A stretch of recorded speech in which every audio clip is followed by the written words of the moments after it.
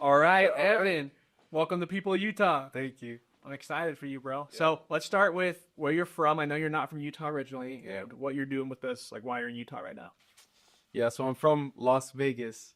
And when I say Las Vegas, I mean Las Vegas. A lot of people from Utah or that are in Utah right now that are from Las Vegas are actually from Henderson. At least that's what everyone asks me. I say I'm from Vegas. They say, "Oh, like Henderson?" I said no. So I'm from like more of the middle of the city. Right on. I went to Bonanza High School. If I people know Vegas. I know like Bishop Gordman. Yeah, Bishop Gorman. That's like a big one. And then there's some. I had a like a mission companion. You went to some other like technical high school down there. Oh, okay. Yeah, there's a couple of those.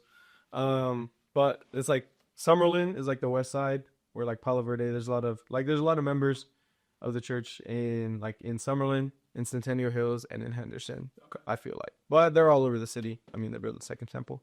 But I'm in Utah because I go to school here now. And I've been here for I started school with fall of 2020. So I've just been here since, and it's been a cool place. Right on. What made you choose to come to BYU? Yeah, I actually wasn't super planning on it, like out of high school. Um, After my mission, I actually wanted to play college football. So I looked at SVU, took a visit there like as soon as I got home, Southern Virginia University, D3 school. Realized it was way more money than I wanted to spend to go play football. So I looked around closer and I actually tried out for Snow College. Mm-hmm. So I went to Snow College. I was able to play football for 2 years there. When I say play, that's pretty light. There's a whole thing about Snow. Like Snow, they're a really good JUCO, like one of the top JUCOs in the country every year. For football? Yeah, Right. and so like the year I was there, we went to the national championship. We lost by like a couple points, but that just shows you how good that team was. So I walked on the team. Um, I was there. There's 120 guys on the team, maybe like 70 suit up or play. So it's a whole interesting thing. I got to see the reality of like college sports and what it's like. I mean, you could be one of the best athletes at your high school, but then you go to college and like you're competing against so many other people who are like way more experienced at a position than you are. Interesting. So, So, what position were you? so they put me at running back. Although in high school I was way more comfortable playing linebacker, but I'm only 5'6". Yeah. I mean, people see me, they're like, "Man, you got the build for a running back or a linebacker." It's like, yeah, but in college you got to have the height too. Yeah. So there was that. But yeah, so I went to Snow for 2 years, and then I got my associates, and then I decided to come to BYU mostly for cheer because I also got into cheer while I was there, and that was a whole awesome experience too. And yeah, it's been one of the best decisions ever, which Okay. has been super cool. Yeah, that's how I came across you, right? That's like your biggest online presence is your cheerleading stuff. So when did you? It wasn't in high school. That was in college. You got into cheer. Yeah, mostly. So it was a little bit in high school. Actually, I posted something about it on it was on Instagram, Facebook. When I post on Instagram, it goes directly to Facebook. But Yeah. my coach is like, "You did cheer for more than a month." I'm like, "Not really." So basically, the super short story was, I was a freshman, my brother was a junior. Um, his friend's parents were the cheer coach. The mom was the cheer coach. The dad was like the assistant, but basically cheer coach as well. And he was super cool, like super cool people. So my brother, he was cheering. So I did football and wrestling. That's like what we did. And then in the little time off, they asked him to come like help because cheer cheer teams always want guys to join because it's just like helps the cheer team, uh, with stronger people. Yeah, there's no shortage of girl cheerleaders, right? It's all Yeah. no shortage in the male cheerleaders. Yeah, and having guys on the team, like, there's a lot to benefit from. Anyway, so like my brother did it for a little bit, and then I did it for like a couple weeks, like my sophomore year, just to help with a certain competition. And then going into my senior year, after I was done with wrestling, I was going to the track season, and then I was like, I can get a free Disneyland trip if I do cheer again. Nice. So right after wrestling, I did what I think was a month because if wrestling ends in like February, competitions in March, maybe like a month and a half, but like a month of cheer. And I had 9 other guys on the team with me. Most of them played football with me too. So it was a really fun vibe. So that was like my introduction to cheer. But then again, I never imagined I'd cheer in college. I went on a mission. I came home, went to go play football. At the JUCO, you got a little more free time. So I met a guy on the cheer team, and he's like, "Yo, come to open gym." And I was like, "Okay, I've got nothing going on." So I went to open gym, through some people, and then like I guess at that moment I was like, this would be a fun hobby to kind of learn on the side. But I was really invested in football, And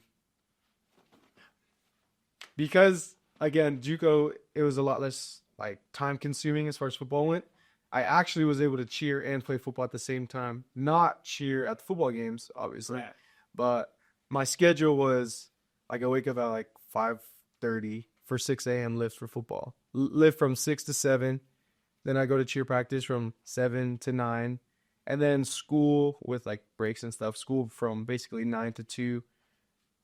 Meetings for football from 2:30 to 5, and if there is a basketball game, basketball from that till like 9, and that was for like Dang, dude. That's a insane. semester. Yeah, it was crazy, but yeah, I just happened to You liked it. I balanced it. Yeah, and then going into my second year at Snow, it was because it's only a 2-year school. I got to figure out where I'm going next, and looking at and it all came down to like the reality of like my opportunity. Was I going to go D1 for football? Probably not. And it wasn't because I wasn't very good. It's more, in my opinion, it's just because I just didn't have the opportunity to like really show anything. Yeah, it Again, need to be discovered for sure. Yeah. There's all that. and so I was like, but do I really want to go D2 or D3? I was like, But then I looked at cheer and I saw that there are a lot more opportunities. I wasn't sure like scholarship was, because again, the end goal, as far as like playing your sport in college, is trying to get school paid for. Right. And so like that's like I could have gone D3, but then I have to pay like 8 to however much $1,000 a year just to go do that. Or I can look at cheer opportunities where I'm like, wait, I can get some school paid for, and then now I see the opportunity of like game day atmospheres and everything Division 1 athletics offers, but I get like also be part of that. Yeah. And so that's how I got into cheer, and I tried out, made the team. And I was like, as a guy, making the college team isn't as difficult as a girl because it's way more competitive.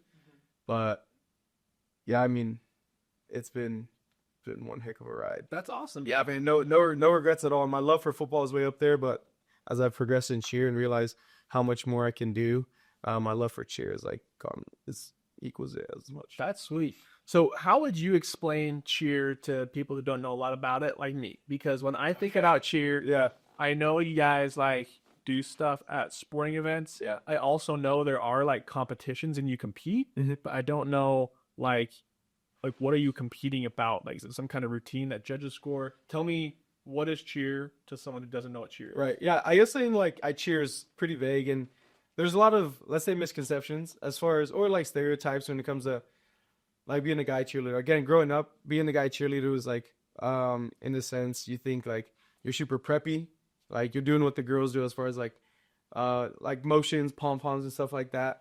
But at least on the college level, when I think of cheering, there is like the game day atmosphere where you gotta yell through the megaphones, hype up the crowd, we run flags. But a lot of it, which I really enjoy, is the stunting. Now, stunting is where I first started to get like interest in think I really want to do this more, which is basically it's you and a girl and you're like throwing each other. You're learning new skills, you're doing new skills. The more elite you are, like the cheer is one thing, is like one of the things like you can't cap at like skill wise. Like there's always someone like creating something new. So there's not like an end of like, oh, you can only get so good. If you're good enough, you have a good partner, you guys can just keep going.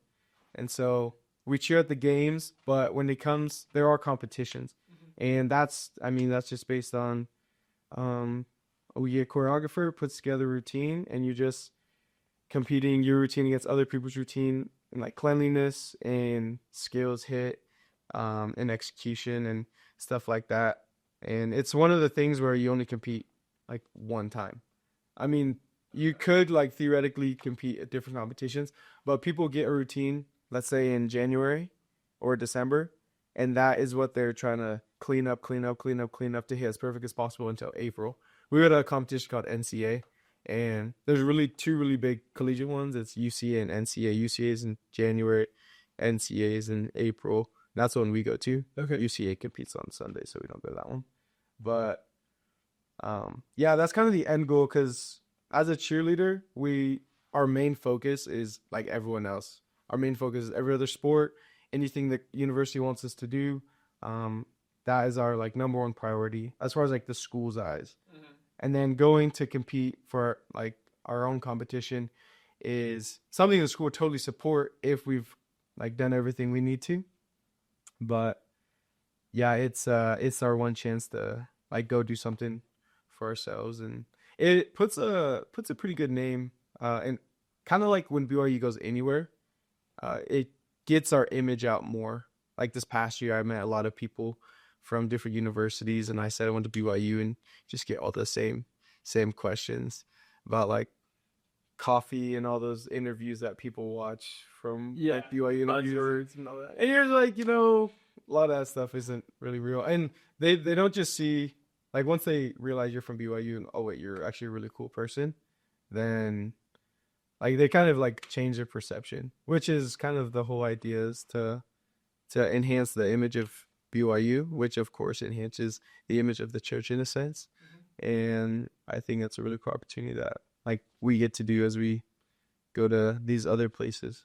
That's sick. So, in being in cheer, it's not part of the NCAA, but you can still get like scholarships for it and Yeah. stuff, right? That's awesome. Yeah, I mean, we're not NCAA, so I said there's like pros and cons, because NCAA athletes they get funding from the NCAA and the school.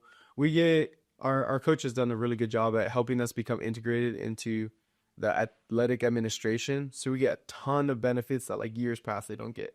Dope. So, like honestly, if I were to like share everything that we get, not just from the school, but also from the effort my coach has made from like getting donations, like her own personal fundraising from like donors, it's like full blown. Like it's super awesome. And it kind of just goes based on either your role on the team, if you have like a leadership position, or that's like a captain or like a secretary, uniform manager or equipment manager, stuff like that, and then time on the team. But everyone has at least a little bit of something. And now going to BYU, that's nice because tuition actually isn't super expensive.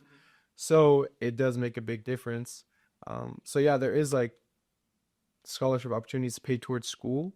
But then we get we get the nutrition center, which is a place we can go in the mornings to get kind of like a snack slash meal that we can have throughout the day. That's true. All the facilities, probably working out. You get everything. Yeah, we get the student athletic center.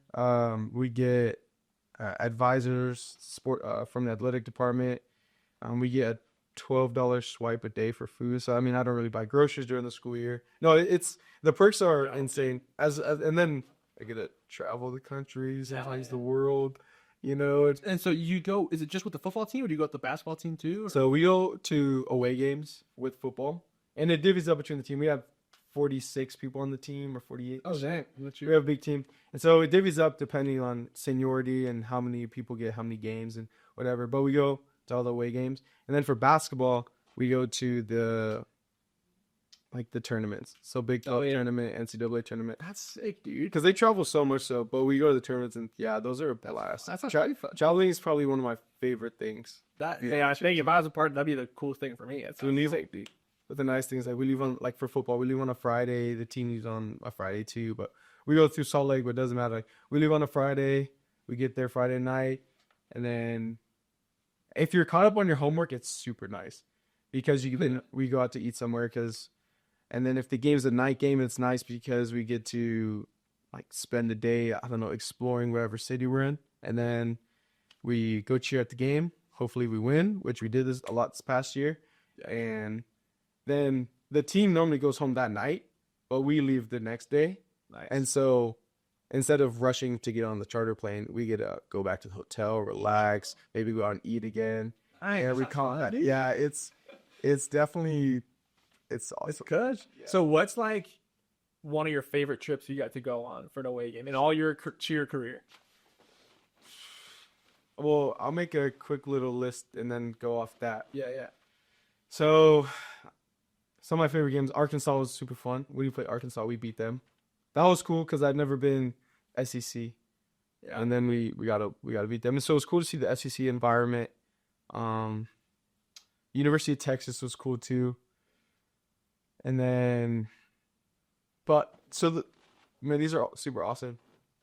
But the The Alamo Bowl was super cool. Oh, It's yeah, I think it's Colorado too. You got that. yeah, and we whooped them, Yeah. which was super cool. And then San Antonio, man, downtown San Antonio is probably one of the coolest places in Texas I've been.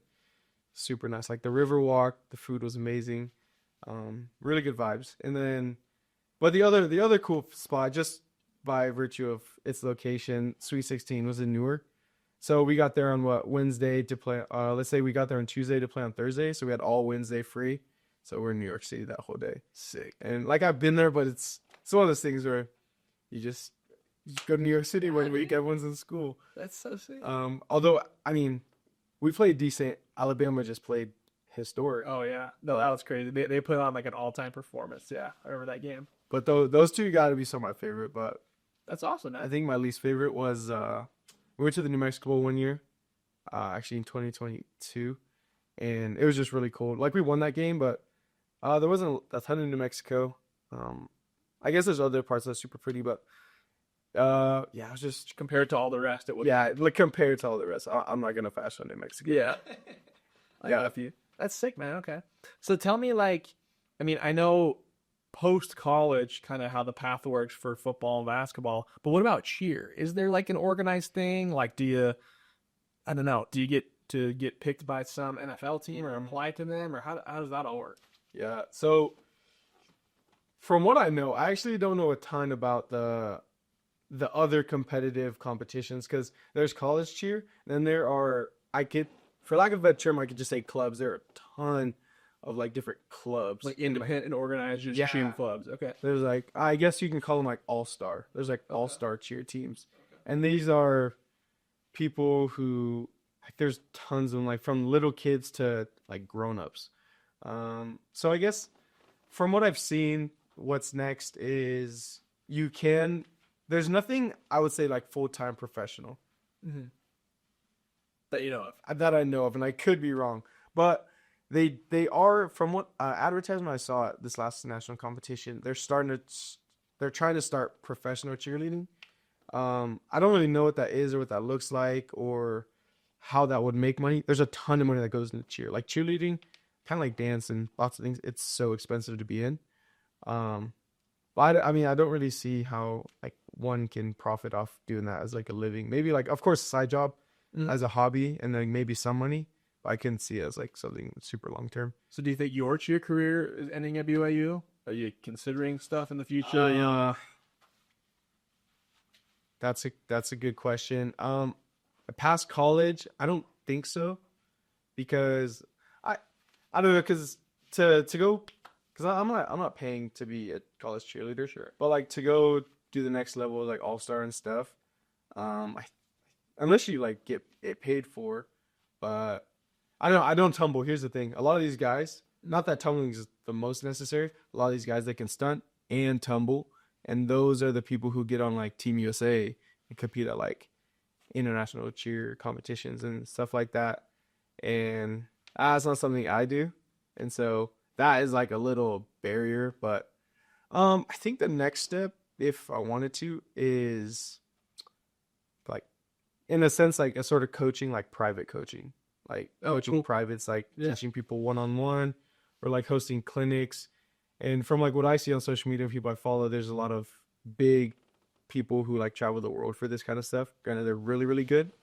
And I mean, I can get to that point eventually. Well, plus, like, I'm sure any high school in Utah would be lucky to have like a collegiate cheerleader, like help out with whatever they need to do. Like, you could totally teach all these kids who want to do cheer in high school and Yeah. stuff. So Well, that's legit. because there's group stunning, which is like the 3 bases and then the flyer, and then there's what I do, partner stunning. And I know a little bit about group stunning, but I obviously know a lot more about partner stunning.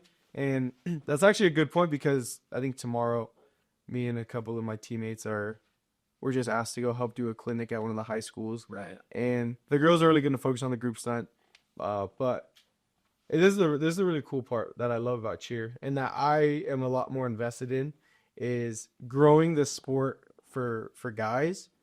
And because like I see where I've come from and like what I'm doing now, and to see like that's an opportunity for lots of guys, and not just you can come unexperienced and like have these same opportunities, but I want to like grow the skill set so that it just grows and like people's interests. Yeah, Like, it's not just something you do, but it's something that you can do really well and like get really good at. And so there's some guys on this team, and I'm helping them, and it takes a long time. Like it did not happen even in 1 year for me to like figure it out. It takes a long time unless you're like a phenom, but Yeah. that's with everything. Right on, man. But yeah, it's cool to help high schools, help with coaching, and of course like there's a whole content creation side where if you just do really cool stunts and posts, there's lots of people who they have hundreds of thousands of followers and they just post Yeah, I make money off the internet for sure. and so like that's always an opportunity. Like it'd always be cool to make it full time, but I mean, hey, anything on the side is fun. I get it because at the end of the day, it's just a really fun hobby to do. Love that. Good for you, dude. You have to enjoy it. So, I know a lot of your content, or that's how I came across you and stuff. A lot of your content's about cheer and stuff. When did you start making content? And I don't know, what's your plan and journey with that been? So I actually believe okay. I'll start with my how I see social media. Okay. So I got home from my mission and TikTok became a thing. I actually don't know when it became a thing, but when did you know when it, I don't know, because same thing for me. Like, it was not a thing when I was on mission, and I came home and suddenly TikTok's the biggest thing. I'm like, Yeah, oh, dude, because I can run you about it. I came home in 2019. So Yeah. like in December. So I came home and like TikTok's a thing. But I mean like through Instagram before, I mean you just see people post and whatever. And I never like saw myself doing that. And then I was one of those people like I'm never getting TikTok. And then I end up getting it and it's just entertainment or whatever. And I like posted a couple times, but I was super self-conscious about just because I don't know, you just see all this big stuff and you're like, I will never be on that level. And so you just don't ever post. Like self-consciousness just got the best of me, and it still does at sometimes. But I actually started posting more on TikTok when I was at Snow College, and there's just like random, I guess like niche BYU, Utah. Even though I like barely knew anything about BYU, but it's just like niche stuff about like funny stuff about church culture or Utah, or just like stuff I saw around. Yeah. And so I started posting more on that. And Instagram was strictly just like life update. Yeah. If it was a video of like a cheer stunt, it's like, oh, a new stunt. If it was a cheer about like a lift, it was a PR. Because in my mind, they're like, if I've already done this, why would people want to like see me do it again? I don't know, Yeah, I get you. And so like it's not that cool because they've already seen me do it. But then Instagram became more like TikTok, where it wasn't really what you post because your followers aren't going to see everything, and it just goes into the algorithm. Because I don't know, I feel like now that you like the more you post, it's like obviously you keep your followers in mind because that's why they kind of follow you because the stuff you post. But you're really posting for the algorithm to like hopefully the algorithm picks it up and it goes to like 95% of the people don't follow you or whatever. Yeah. But I've been posting on TikTok and it's been really fun. But I started posting a lot more on Instagram, and I feel like that's where I've grown so much more on Instagram, like over 10,000 followers in the past year, which I guess for me was like a big deal. Totally, dude. Because I'm at like 15K right now, and I remember I was just like 1,500 at one point. But it was literally just last summer. Last summer, I said, I'm gonna post just stuff, and it's even now it's like still a cycle where I'm still getting comfortable of just like posting just more just random, not like bad quality, but just more consistent regardless of what it is. Yeah, that's valid. Because that's how you grow. Yeah. So what are you at with followers on TikTok, Facebook? It's actually funny. So I started on TikTok, but then like my Instagram blew up way more. I don't know why the Instagram algorithm is just so much different. Like I get way more followers on Instagram and views as well. But TikTok, it's actually, I don't know when, because I don't actually super keep track of analytics and stuff. But I mean, I see the followers and I'm at 9,200. And I guess aesthetically, not just for you, but for anyone like who looks at your stuff, as soon as they see that K there, yes, it's a little more validation or like validity to like your account or platform. Yeah. And so, yeah, I'm at like 9,200 right now on TikTok. And I started out way sooner, so you'd think that would be a bigger growing platform. But So hopefully we hit 10K soon. Yeah. If I just keep posting like just random stuff. And that's the whole other thing with TikTok is I was super in a niche. Then I said, I'm not gonna like let that hold me. So I started posting a lot more. So, cause like before, a lot of my videos did really well, but I'd post like once a week or like once a month. But now I'm just trying to just do more and show more of like who I am and do a lot more like talking to the camera as opposed to just lip syncing and making like a funny meme. Yeah. But then Instagram's like 15, like 0.2, 50. I just know because like I see it every day. So, and then Facebook, I have no idea. And then like once in a while, like throw stuff on YouTube Shorts just to put my foot in that door. Yeah, that one doesn't. I don't know how that one works right now. Just throw it up there. I think I've got like 3 subscribers.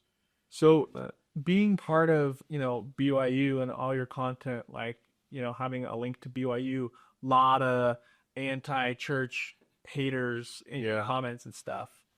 I mean, I'm sure you're aware of that. What are your thoughts? How have you navigated all that stuff? Oh man, I don't really. Of course, everyone likes to get free stuff once in a while. Yeah, dude. And I'm getting to your point. But I really, at the end of the day, I don't want my life to be like, I don't want to be crutched everywhere I go. So going to BYU has been super cool, and in a sense, like it's what I'm doing right now. So like I'm using the BYU brand. I'm a BYU cheerleader, so I'm gonna use that. I hate to say I use it as a crutch to like build my stuff, but I'm trying not to like clout chase off it. But I mean, it's just kind of what I'm doing right now. That's why it's like in a year from now, I'm like, oh man, I won't be associated with BYU. So it's like, what am I gonna do? I don't know. And we'll get to that point.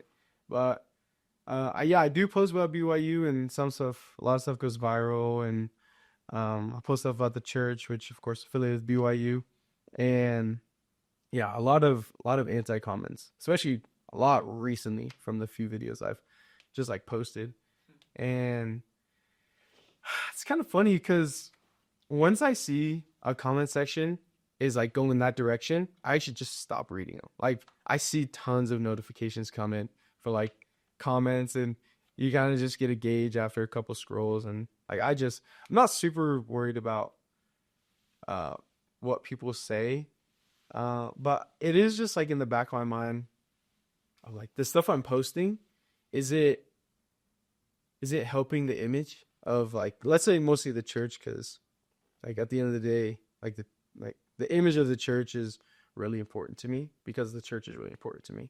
And I know people won't see stuff the same way. And I know lots of people have their own like beliefs and also their own experiences, not just beliefs, they've also experienced stuff. And there's like not much I can do about it. I was actually telling someone this morning, we're talking about this, and with that stuff I post, although like despite the number of like negative comments I'll get like 3 times as many likes. And so that means like I have a lot more people who like that stuff than who like talk bad about it. And I guess it's hard in the comment section because you see a lot more of the negativity, but you don't see as much as like you don't see physically the support other than just like the number put down. Yeah. But I mean, that's like something like, because I'm going to keep posting about it more just because the more I post, the more I'll post about just like stuff. Yeah. Like stuff I believe in or stuff in my life, or of course, things that are personal to me. And yeah, it's kind of like figuring out is it like how much good is it doing? Because I guess at the end of the day, if one person, like literally just one person, gets something from it, and I can say like it brings them closer to Jesus Christ, or brings them closer to a desire to learn about it, or learn about the church, or even like be a better person, then of course I guess it's worth it, because there'll always be like those negative comments. Right. And I've really started focusing on that a lot more recently because I've gotten a lot more stuff like that recently. But yeah, and then it doesn't shake my foundation, but of course it helps me like remember, Ammon, there are a lot of people, like if you were to sit one-on-one in a conversation with people, you don't need to have all the answers, but you need to make sure like like what you're talking about, as far as like, I don't know, like church history, or just like gospel principles and stuff like that, because they also might believe they know what they're talking about. And I feel like they won't convince me I'm wrong, and I won't convince them that they're wrong.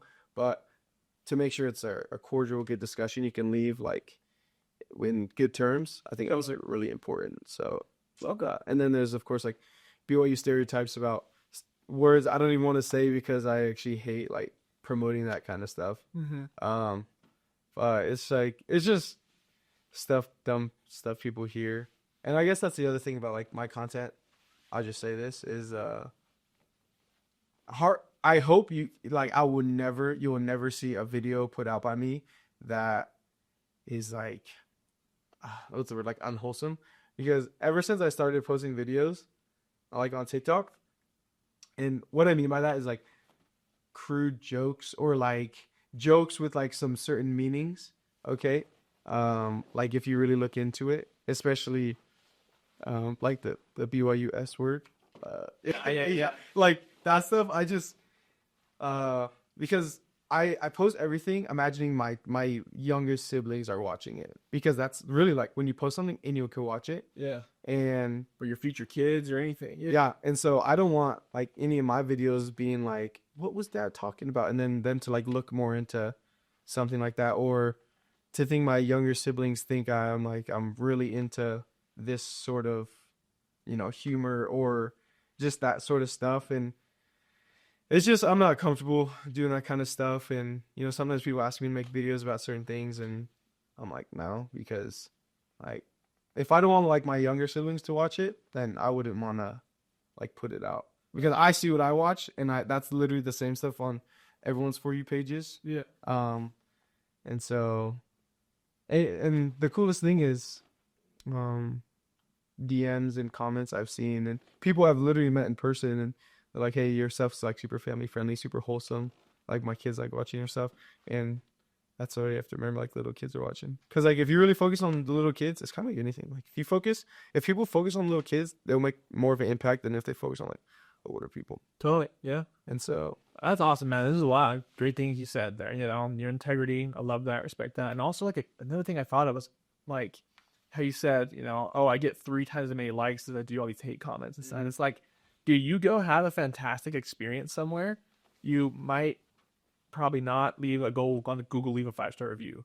But if you have like a terrible experience, you're definitely going to leave a bad review, right? And so it's like there's a lot more good experiences that happen. yeah. But, if you go look at like the reviews on Google or something, like most of the people who feel so inclined to speak up have something bad to say. But that doesn't mean that the majority of the experiences are bad, right? Yes. So it's really interesting. That's cool stuff you share, man. Yeah, thanks, man. So, not growing up in Utah and having traveled all over the place, what would you say is your favorite thing about Utah and your least favorite thing about Utah? I like the weather here a lot, apart from the snow. So, like, the reason I like the weather is it doesn't get as hot as Vegas. Yeah. And so like then it's really nice. And then you get the seasons, you get the beauty of like the change of like the leaves. The mountains are incredible. Yeah, but then like the snow, but then being from Vegas, it gets cold, like not below freezing, but it gets like cold enough, and it's like the desert cold, so Yeah. it manages to be even colder. But the snow's cool on the mountains. You keep it on the mountains, but like once it becomes an inconvenience to like the speed of traffic or just like anything like that, that's when I'm like, okay. Yeah, I can definitely skip on that, and I know lots of people who feel the same way. Anti-snow. Okay. Yeah, as well. Like it's cool, but just like honestly, if it was just like not on the roads, if it just magically like snowed and it never was on the roads, If you didn't have to shovel, if you didn't have to drive with it, yeah, I'm with you. yeah. Man, but yeah, so weather's got to be like one of my favorite things. It's really pretty here. Um, one of the things I don't like, man, it's kind of hard to say right now, but yeah, I just feel like it's weird. Like ever since I moved up here, I feel like I literally like was, I don't say born again, but like literally started a whole new life. And so, like, obviously, I remember everything from Vegas, but it feels like it was a dream, which is like super strange to say. A lot of people, they have ties to like high school and middle school, and I still have those memories, and I have a couple great friends there. But yeah, I don't know. I just came here, started fresh, and I don't really have a ton of bad things to say about it. That's valid too, bro. You're a Utah lover. That's great. We love Yeah, that. I do like it a lot. There's um yeah, I don't know. That's good. That's good to hear, man. Okay. What would you say, like, having traveled all over, and would you want to stay in Utah long term, or would you want to live somewhere else? You think Utah's like your permanent place, going back to Vegas? uh yeah, honestly, where it depends on hopefully my future career, whatever that is, Yeah. where it takes me. But no, that's actually a good point. But since I have traveled all over, I've been in the Midwest. There's something about like living on the mountain. Where are you from? Spanish Fork, dude. Okay, Yeah. yeah. There's something about living on the mountains that it's really hard to leave them.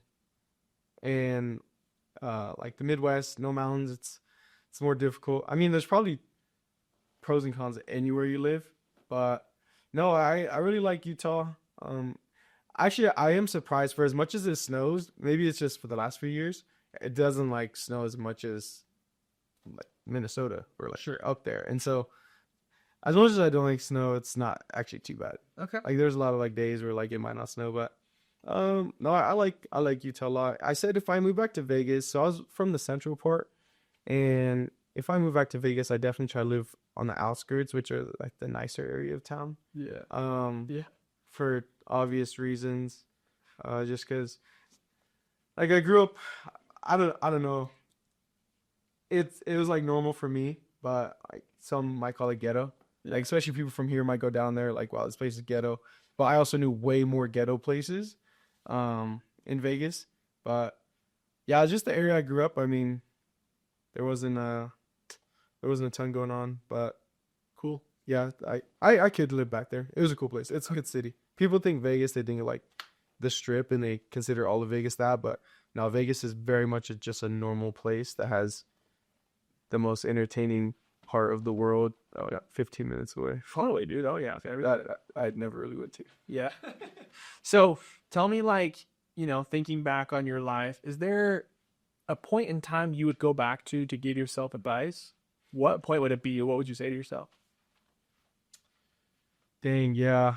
Oh man, this is a great question because sometimes I do think back on high school and like middle school because those are like I really enjoyed middle school. I really enjoyed like all my I never had super bad experiences because I was I was really good making friends. I was like well known in high school, like doing sports and stuff, just like whatever. But just going back to those years, if I could just say, just like be more confident, because like I said, self consciousness is like such a real thing, and people see me, especially like they see me post, and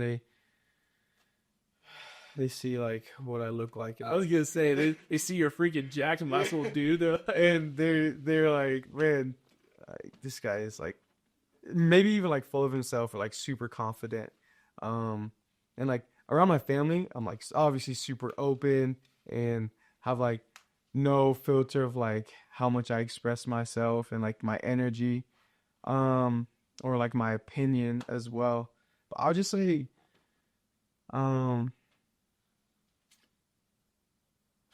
man, Would you say that like one of your weaknesses is caring a lot about what other people think, or is that something you're working towards a lot, or is uh, that something you're doing good on? That's the advice you give to you. yeah, I'm a lot better at it right now. Like Okay. the fact that I'm just like posting stuff more, which could be intimidating because like with the comment section, you're literally like saying write whatever you want about me like in the comments. Yeah. And sometimes people do that. But I just like want to be more confident in just like yourselves, be more outspoken.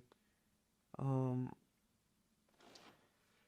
I was like always worried, and like this is kind of true now. Oh, like always worried about like not knowing what's next. And so like kind of right now it's like the same thing as I don't really know what's next, but just I don't know, something like just go full in with everything. Try everything. But I think one of the bigger things is I'm good at meeting people. I have good energy with people, like very friendly, but it's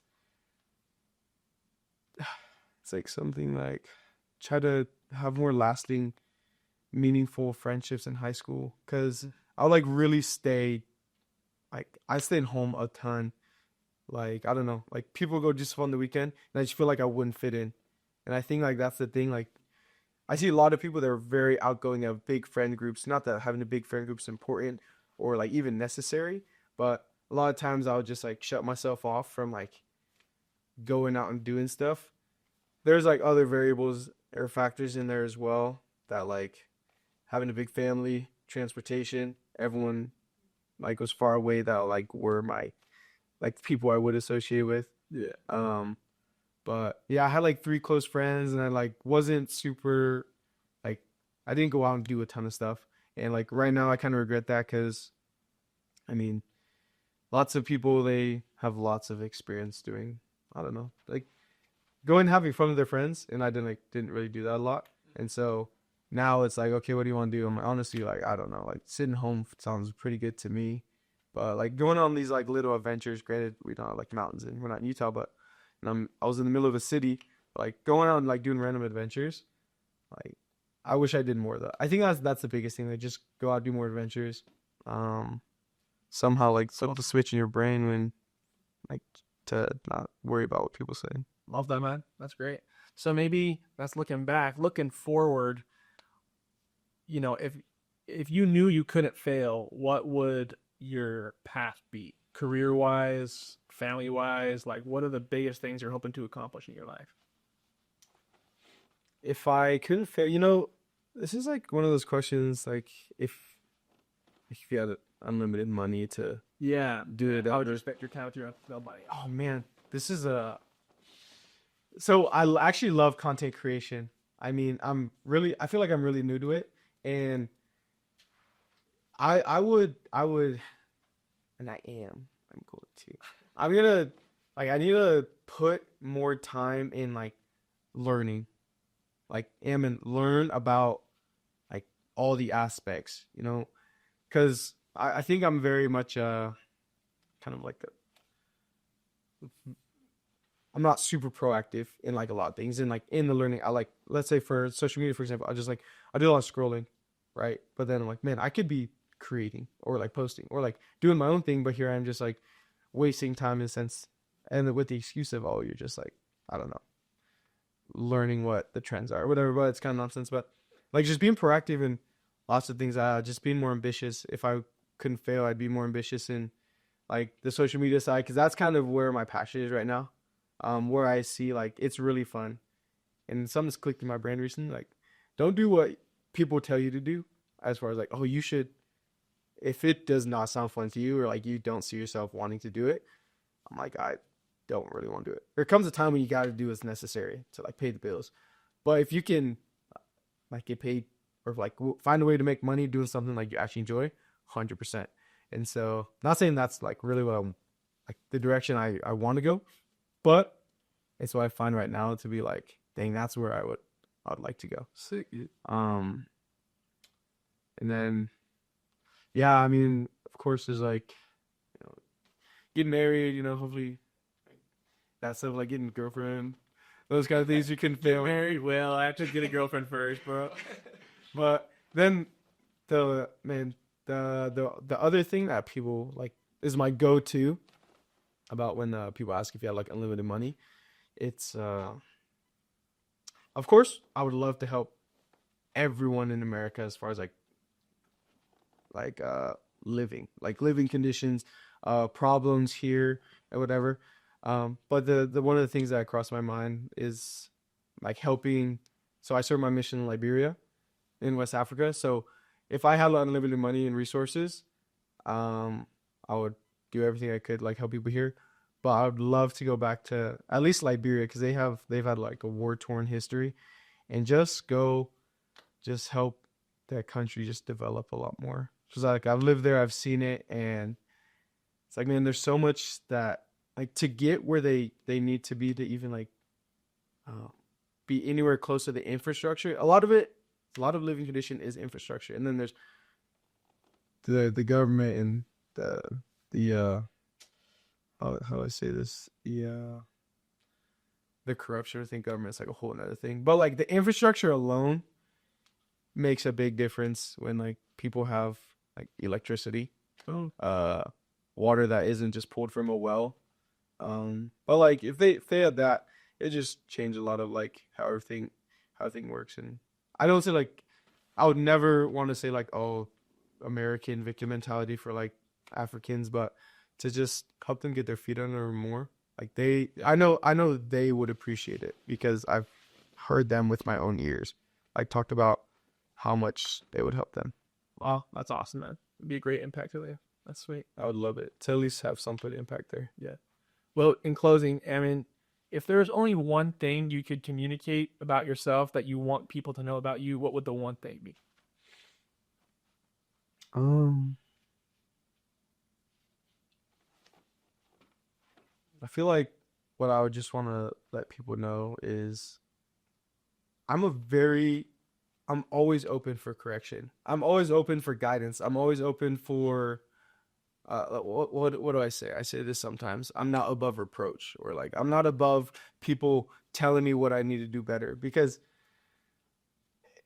if no one tells me, here's the thing, like I can like introspectively like look, but if no one literally tells me like where I can improve at or what I can do better, then I probably won't progress as fast or as much as I should.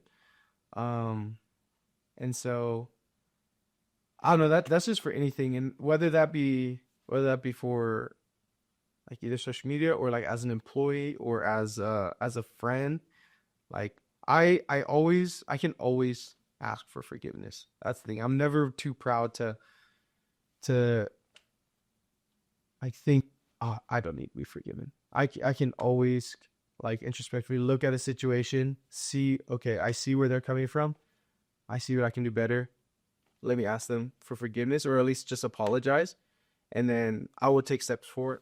And um, yeah, that's just for like on the forgiveness standpoint. But I'm I'm able to be told things, like look at them, make adjustments. Um, but I just I have to be aware. I have to be made aware. 100%. But yeah, and I'm a nice, fun guy. At least I hope so. Yeah. And I really just want what's best for people. And the other thing is, I'm definitely not perfect. I mean, I maybe one day stories will come up of people and their bad experiences with me, and this is one of those times where I'm like, I truly am sorry if like that did happen, and I never really had ill intentions, and maybe it was like in the heat of the moment for something, but at the end of the day, like I have no ill intentions for anyone that has ever come across me, and I hope to make that point. Dude, you're the man. Thank you for coming on the show and let us get to know you, dude. Dude, thanks for inviting me. This was cool. This is like my like first like second podcast, but Yeah. no, it was really fun. It really First person, hey, dude. Well, thanks for being a person of Utah, too. Stay as long as you like, bro. We're happy to have you. thanks. I appreciate you, man. Dude, that's nice.